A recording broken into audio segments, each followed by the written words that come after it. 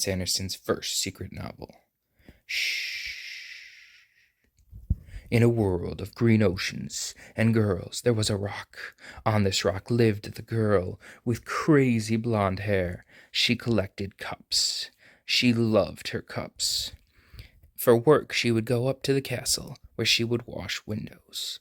While she was not washing windows, she would talk to Charlie and tell him that she loved cups. He would tell her that he wasn't the Duke's son, which she never believed. The Duke announced to the town that they would be leaving for his son to find a wife. He admits that he was the Duke's son. She knew all along, but he always loved her. All of a sudden, he's missing. Here yeet, here yeet.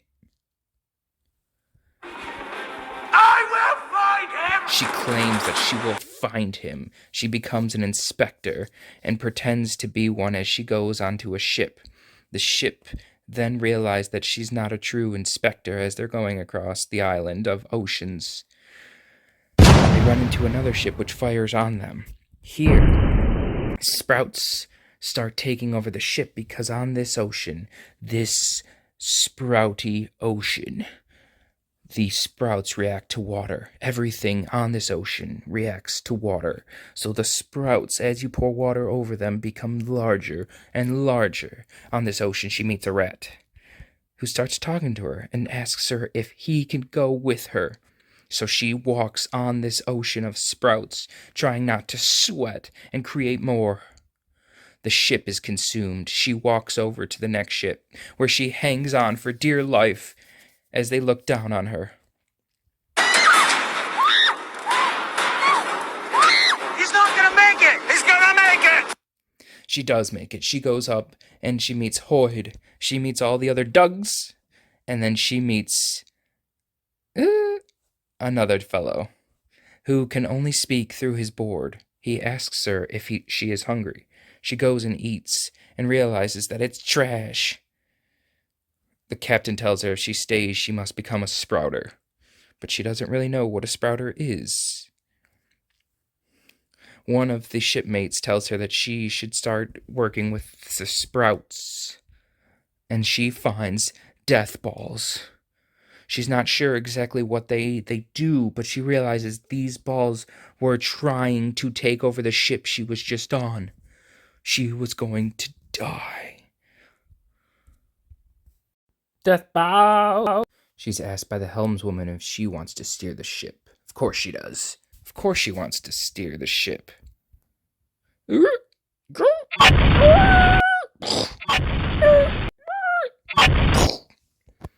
She's given a bed and a room where she's told to do her experiments for sprouting. Huck, the rat, calls dibs on the upper bunk. Okay. She starts doing sprouting experiments, but tells Huck to go check on the captain because she doesn't feel something is right. She goes up, and the rat reports back that there are fake cannons trying to kill and become outlaws, as the captain's trying to do something nefarious. As she's making more sprout bags, she decides to switch out the cannons. So she replaces them with happy cannons, ones that won't kill people. She hides the ones underneath her bed. Ship ho! They fire on another ship trying to take it down. Ding! But the happy cannons don't do anything. The captain and the first mate are so confused. She says, "Hey, Cap, can we go to the Red Sea?" "That's the plan, brah." She finds another compartment of sprouts, and she realizes that she can morph these with her mind. And she takes over this rat-like creation with her mind, and she goes checks on the captain herself. And realizes the captain's trying to trade her to a dragon on the Crimson Sea. She then becomes super thirsty. Chug, chug, chug. They go to the Crimson Sea, but stop, because those will kill them if they go on. So they try to find another way. She speaks to the doctor on the ship, who's also an immortal, who keeps asking her for certain items. Can I have your brain? Can I have your eyeballs? Nah, brah. She's trying to find Charlie. He says, talk to Hoyd. She says, can you find Charlie? He says, I can't. I can only say knots. She's been told that Hoyd has been cursed, so she brings out a map, realizing that he can tell her if he's been to a position or not, but not where the sorceress is hiding. Therefore, whatever spot he doesn't say he's been to, is where the sorceress is. They find the correct spot and chart a course to the Crimson Sea. As they're getting there, the captain grabs Tress and says, "Come with me." Tress, to the dragon who appears, tells the dragon that the captain isn't afraid of sprouts. The dragon says, "All right, I'll keep the captain then. I'll be taking this. Thank you very much." Look at me, sure. Look at me, sure. I'm the captain now. She leaves and becomes captain. They go to try to find the sorceress. As they're sailing the Crimson Sea, they find the sorceress's spot. As they arrive to the sorceress's lair, statues stand in their way. Tress takes her own U-boat, accompanied only by Huck, who then stops and tells the statues, "Tell the sorceress I've brought Tress." She goes to the sorceress, whose 3 main goals were: you have to get past the statues, you have to get past the jagged rocks, and you have to work your way up the tower. Tress says, "Well, I've done all 3. I've won." The sorceress says, "Don't pretend to be caught on purpose. But you can go home with Charlie."